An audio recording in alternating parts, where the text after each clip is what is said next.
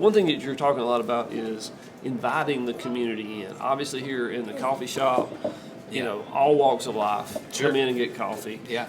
The other ministries, the donut shop, the study space, it's about community coming in. Yeah. How important is that about integrating what you're doing in your calling or in your ministry with what's going on in the community? Oh, it is the model from the New Testament.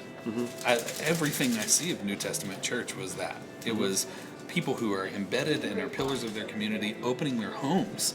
Oh, we're not even talking about houses yet, right? Like, I'm just talking about opening a space. Like, we live in a society where we protect our privacy and we protect our private time and we protect our space. But that's not the call of the New Testament. It's to get messy and invite people in. Right.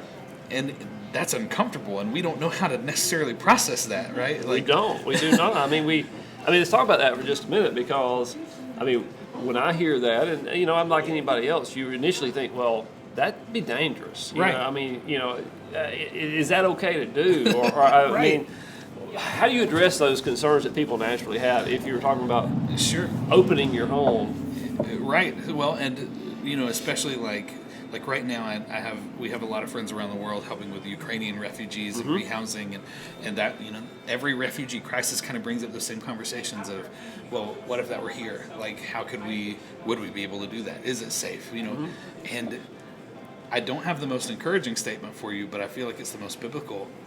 Nothing in Scripture said that following Jesus was safe.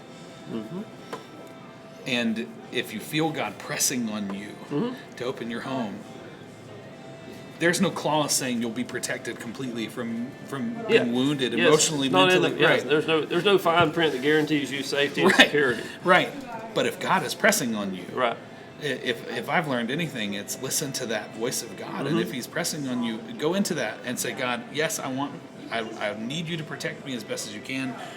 But even if, right, the Daniel and Shadrach and Meshach and Abednego, right, but even if you don't, I still need to follow you in this moment, right before they were thrown into the fire, they were issued that challenge, and their response was, yes, God is a God who can pull us out of this fire and protect us from it, but even if He doesn't, and man, that's a hard pill to swallow. Absolutely. Right. And you know, there have been a lot of relationships that we've come by here that have been costly, right? Have been physically, mentally, emotionally, you know, you name it. And even in the youth ministry side of things, you know, we deal with kids with a lot of like mental issues, and sometimes it's a truly dangerous situation. But in those moments, God is always faithful to guide us.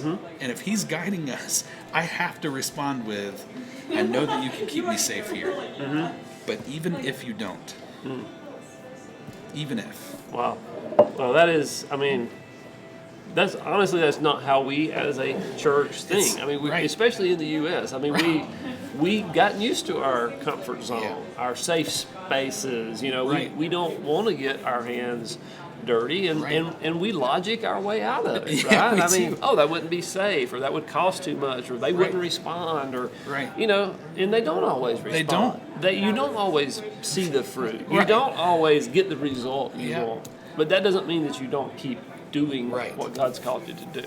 Out of our 13 years of marriage now, my wife and I early on felt God calling us to open our home because we had space. We had an extra room to open our home to certain people that He would guide us to who were just, no, they need this in this season. And some would stay for, you know, a few weeks, some 6 months. Some out of the 13 years we've had, we call them strays that we pick up. We've had strays that God just sends our way for at least 9 of those years. And you know, in the moment, it was a moment decision. It was well, no, God's calling us to do this today.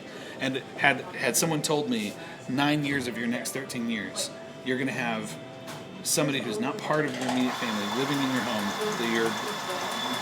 that they're going to need stuff from you, and they may take advantage of you, and like there's lots of factors with that. I would have probably said, I'm going the other direction, right? But just trusting God in those little moments and looking back and seeing in the people that He's brought total transformations have been able to happen, and in us too. Like they've sharpened us in ways that we couldn't have dreamed of. And these little things that just being faithful in the scary, terrifying moments of when God says, okay, that's great, but don't take your ministry hat off when you go home. Right? That I haven't called you to ministry as a job, I've called you to ministry as a life. And so if you're doing it to the point of burnout, you're doing it in the wrong way. Right? Ministry that gets you burnout is not, you're focused on some of the wrong stuff, and there's course correction that can happen, and there's rest that can happen, and renewal that can happen. But ministry like God calls us to is the ministry that goes home with us. It's who we are at home.